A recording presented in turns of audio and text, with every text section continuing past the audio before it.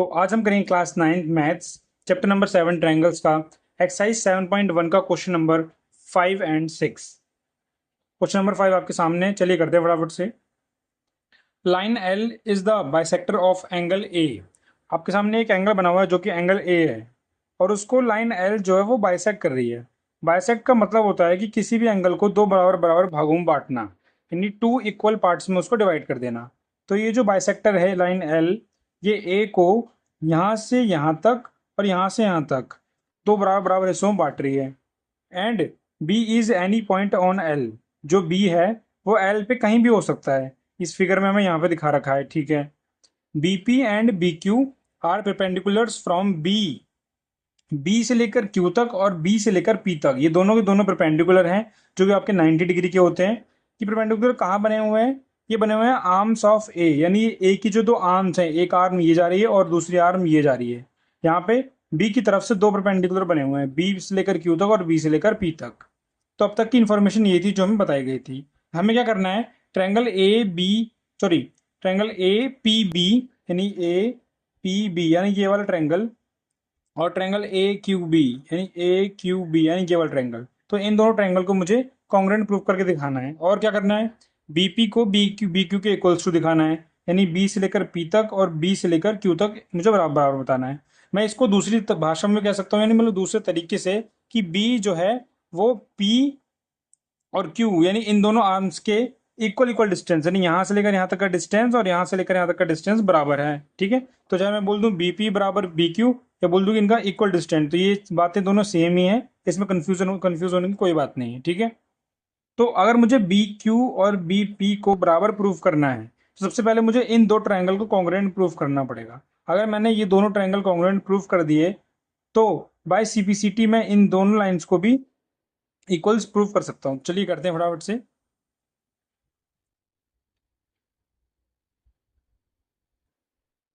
तो हम लिखेंगे in triangle A P B and triangle A Q B. मैंने इन दोनों ट्रायंगल को लिख लिया, ठीक है। ए पी बी नीचे वाला है और ए क्यू बी ऊपर वाला है, ठीक है। अब मैं देखता हूँ मुझे क्या क्या चीज़ें मिल रही हैं जो कि यहाँ पे कॉन्ग्रुएंट प्रूफ हो सकती हैं। सबसे पहले देखिए, इस ट्रायंगल और इस ट्रायंगल के अंदर एंगल पी भी 90 डिग्री का है, एंगल क्यू भी 90 डिग्री का है। तो मुझे एक तो एंगल मिल गया, मैं यहाँ लिख लेता हूँ, मुझे एक एंगल मिल गया है। और देखिए, एंगल पी ए बी यानी ये वाला एंगल, जिसमें वन मान लेता हूँ, ठीक है। और दूसरा है मेरा एंगल क्यू ए बी यानी ये वाला एंगल दो। जब एल ने इस एंगल ए को बाइसेक्ट किया तो इसको बराबर बराबर भागों में बांट दिया।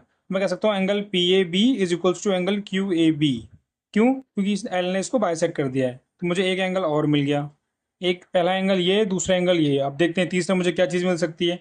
तो ध्यान से देखिए, ए बी जो है वो ऊपर वाले ट्रायंगल का हिस्सा भी है और ए बी नीचे वाले ट्रायंगल का हिस्सा भी है। तो ए बी जो हो गई कॉमन साइड हो गई, तो मेरे को एक साइड मिल गई। तो angle angle side, angle angle side से मैं इसको कॉन्ग्रुएंट प्रूव कर सकता हूँ। चलिए लिखते हैं फटाफट। Angle P is equals to angle Q. हमें रीजन भी देना पड़ेगा यहाँ पे कि दोनों 90 हैं, तो लिख दूंगा ईच 90 डिग्री, ठीक है। तो ये हमारा एक एंगल हुआ है। दूसरा मैंने आपको बताया था एंगल पी ए बी, जिसे मैं वन भी बोल रहा हूँ मैं यहाँ पे। और दूसरा angle Q A B, angle Q A B जिसे टू नाम दिया गया है ये अंदर। ये दोनों के दोनों आपस में बराबर हैं। क्यों? क्योंकि एल जो है इनको बाइसेक्ट कर रही है एंगल ए को, ठीक है। और क्या है? और बोला था मैंने A B is equals to A B, ये दोनों कॉमन है, तो इसमें लिख दूंगा कॉमन, ठीक है। तो एक एंगल हुआ, दूसरा भी एंगल हुआ, यहाँ लिख देता हूँ एंगल, और तीसरी हमारी साइड हुई। तो एंगल एंगल साइड से ये जो ट्रायंगल है ये कॉन्ग्रुएंट प्रूफ हो रहा है। तो लिख दूंगा therefore triangle A P B and triangle A Q B, ठीक है। तो यहाँ पे कॉन्ग्रुएंट का निशान लगना चाहिए, ये कॉन्ग्रुएंट है, ठीक है। किससे कॉन्ग्रुएंट है? एंगल एंगल और साइड की मदद लेकर ये कॉन्ग्रुएंट प्रूफ हो गया। अब देखिए, बीपी बीपी जो है नीचे वाले ट्रायंगल का हिस्सा है ना। ध्यान से देखिए, जो बीपी है वो नीचे वाले ट्रायंगल का हिस्सा है और बी क्यू ऊपर वाले ट्रायंगल का हिस्सा है। जब मैं इन दोनों ट्रायंगल को कॉन्ग्रुएंट प्रूफ कर चुका हूँ, तो क्या इनकी साइड बराबर नहीं कर सकता मैं सीपीसीटी? बिल्कुल कर सकता हूँ। तो मैं लिख दूंगा B Q is equals to B P by CPCT।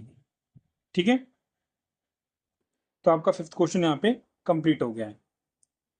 चलिए अब करते हैं इसका 6th question. Question number 6, in figure 7.21 आपके सामने ये फिगर देख रखी है। AC इज इक्वल्स टू ए सी, यानी ये जिस पे डबल टिक दिख रहा है ना, आप इसको ध्यान से देखिए। AC is equals to AE, तो ये लाइन इस लाइन के बराबर है। AB is equals to AD, ये सिंगल टिक वाले देखिए, AB is equals to AD। Angle BAD is equals to angle EAC, पहले एंगल BAD ढूंढना पड़ेगा। BAD यानी ये अंदर वाले एंगल की बात हो रही है। EAC मतलब EAC यानी इस वाले एंगल की बात हो रही है, तो ये दोनों एंगल आपस में बराबर हैं। Show that BC is equals to DE, हमें BC यानी BC कहाँ है, B से लेकर C तक, यानी ये इसको और ये DE को, इन दोनों को हमें इक्वल प्रूफ करना है। ठीक है, तो इक्वल, इन दोनों को इक्वल दिखाने के लिए मुझे क्या करना पड़ेगा, इनके ट्रायंगल को पहले कॉन्ग्रुएंट प्रूफ करना पड़ेगा। तो BD जो है, आप ध्यान से देखिए, आपको इस पूरी फिगर के अंदर ट्रायंगल को इमेजिन करना पड़ेगा, तभी आप इसको ढंग से समझ पाएंगे। ठीक है, तो आपको ABD, ये इस ट्रायंगल को देखिए। जब मैं एक ट्रायंगल देखने के लिए बोलूँ तो बाकी सब ट्रायंगल को नजरअंदाज कीजिए, कुछ नहीं देखना आपको। तो ये सिर्फ एक ट्रायंगल देखिए, ABD, यानी यहाँ से लेकर यहाँ तक का ट्रायंगल। ठीक है, और एक दूसरा ट्रायंगल देखिए, ये ये ये और ये, यानी AED। तो ये दो लाइंस जो हैं वो इन ट्रायंगल के अंदर हैं। ABC, BC जो है वो इसके अंदर आ रही है ABC वाले में, और D जो है वो AED में आ रहा है। तो मुझे इन दो ट्रायंगल को कॉन्ग्रुएंट प्रूफ करना पड़ेगा। ठीक है, देखते हैं। अब इन ट्रायंगल को कॉन्ग्रुएंट प्रूफ करने के लिए तीन चीज़ें चाहिए मुझे, वो तीन चीज़ें कोई सी भी हो सकती हैं, चाहे वो एंगल हो, साइड हो, देख। ठीक है, अब देखते हैं ध्यान से। अब देखिए AB, ठीक है, ये AB जो है वो इस ट्रायंगल का हिस्सा है ABC वाले का, और ये किसके बराबर है, ये बराबर है AD के। और AD क्या है हमारा, ये तो हमारा दूसरा ट्रायंगल है। मैं यहाँ ट्रायंगल के नाम लिख लेता हूँ ताकि आपको कंफ्यूजन ना हो। आपको देखना है ट्रायंगल ABC को, यानी ABC को, इसको, और आपको देखना है ट्रायंगल ADE, ADE, ये बड़ा वाला ट्रायंगल। अब देखिए AB जो है वो AD के बराबर है, इस वाले ट्रायंगल की एक साइड उस ट्रायंगल की एक साइड के बराबर है, तो मुझे एक चीज तो मिल गई। ठीक है, मैं अभी शॉर्ट में लिख लेता हूँ कि जो AB बराबर है AD के। ठीक है, एक चीज मुझे मिल गई है। आगे देखिए, AC जिस पे डबल टिक लग रहा है उसे ध्यान से देखिए। AC इस ट्रायंगल का हिस्सा है ना ये। AC बराबर है AE के, यानी AC बराबर है AE के। मुझे एक चीज और मिल गई, AC is equals to AE। अभी तक मुझे दो मिली हैं, वो दोनों को दोनों साइडें हैं। ठीक है, अब एंगल की बात करते हैं। इस क्वेश्चन में हमें एंगल दे रखा था एंगल BAD, यानी ये अंदर वाला एंगल इस एंगल के बराबर है। ठीक है, लेकिन ध्यान से देखिए, इसमें ट्रायंगल की बात हुई है ABC, जो कि ABC यानी इस लाइन को भी इंक्लूड कर रहा है, लेकिन ये जो एंगल है सिर्फ इस लाइन तक है, AD वाली लाइन तक, जबकि मेरा ट्रायंगल AC तक है। तो बीच में क्या है ना, छोटा सा गैप रह जा रहा है, और यही बात उस तरफ भी लागू होती है। उस तरफ ये कवर कर रहा है A से लेकर C तक, और जबकि ट्रायंगल स्टार्ट हो रहा है A से लेकर D तक, बीच में ये लाइन गैप खा रहा है। तो हम क्या करेंगे, इस तरफ वाले ट्रायंगल में x जोड़ देंगे, और इधर वाले ट्रायंगल में भी x जोड़ देंगे, ताकि बीच का ये जो गैप है इसको हम भर सकें। ठीक है, तो चलिए करते हैं फटाफट से। एंगल BAD, यानी इस तरफ वाला एंगल है ये, BAD is equals to angle EAC। ये दोनों एंगल पहले से बराबर थे, इधर वाले के इस वाले के। ठीक है, ये तो हमको क्वेश्चन में गिवन था यहाँ पे, लेकिन बीच में जो गैप है उसको फिल करने के लिए मैं इस तरफ और इस तरफ दोनों तरफ x जोड़ दूंगा। तो angle BAD plus x is equals to angle EAC plus X. ठीक है, अब मैंने दोनों तरफ एक्स जोड़ा, ध्यान से देखिए, इतनी साइड तो पहले से थी और ये बीच की और जुड़ गई, तो पहले जो लाइन डी तक बन रही थी अब वो लाइन सी तक बनेगी, जाहिर सी बात है। ठीक है, तो अब जो मेरा ट्रायंगल AD था वो बढ़ के AC हो जाएगा, तो मेरी लाइन क्या बनेगी, पहले बन रही थी BAD, जब अब हमारी ट्रायंगल बढ़ के C तक हो गया तो बोलेगी BAC। तो ये BAD बढ़ के क्या बन जाएगा, BAC। ठीक है, और ठीक उस तरफ देखिए, EAC पहले C तक था, अब ये जो हिस्सा है ये मैंने कवर कर लिया, तो ये कहाँ तक आ जाएगा, D तक आ जाएगा। मैं लिख दूंगा EAD, ये मेरी बन गई इक्वेशन नंबर 1। चलिए अब सॉल्व करते हैं फटाफट से इसको। लिखेंगे in triangle triangle ABC and triangle ADE, A B E. सबसे पहले मैंने आपको बताया था ए बी बराबर ए डी के है। क्यों बताया था? क्योंकि दोनों के दोनों साइड बराबर है, हमको ये गिवन दिया था क्वेश्चन में। लिख दूंगा A B is equals to A D. अगर आपको ये ट्रायंगल समझ में ना आ रहा हो तो आप इन दोनों ट्रायंगल की रफली फिगर बना के यहाँ पे चेक कर सकते हैं, उसमें बिल्कुल आपको आसानी से समझ में आ जाएगा। ठीक है, तो पहला हो गया मेरा A B is equals to A D, लिख देता हूँ मैं यहाँ पे, मुझे ये गिवन था।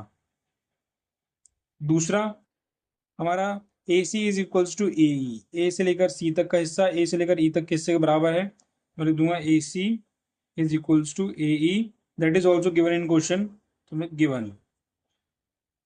ठीक है, और तीसरी चीज हमने ये ढूंढी एंगल की, कि एंगल बी ए सी इक्वल होगा एंगल ई ए डी के।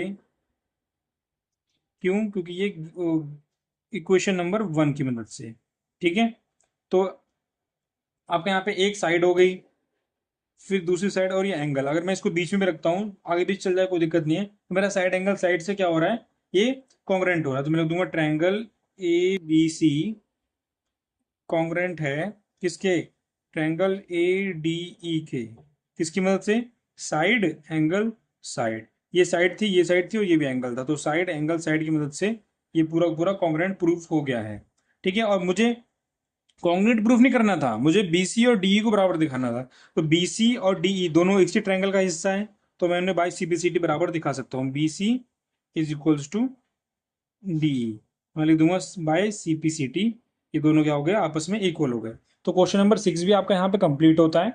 ठीक है, तो 5 और 6 कंप्लीट हो चुका है। इसके पहले के जितने क्वेश्चंस थे वो मैंने करवा दिए हैं, उनका लिंक आपको डिस्क्रिप्शन बॉक्स में मिल जाएगा। मिलेंगे अगली वीडियो में जल्दी, तब तक के लिए धन्यवाद।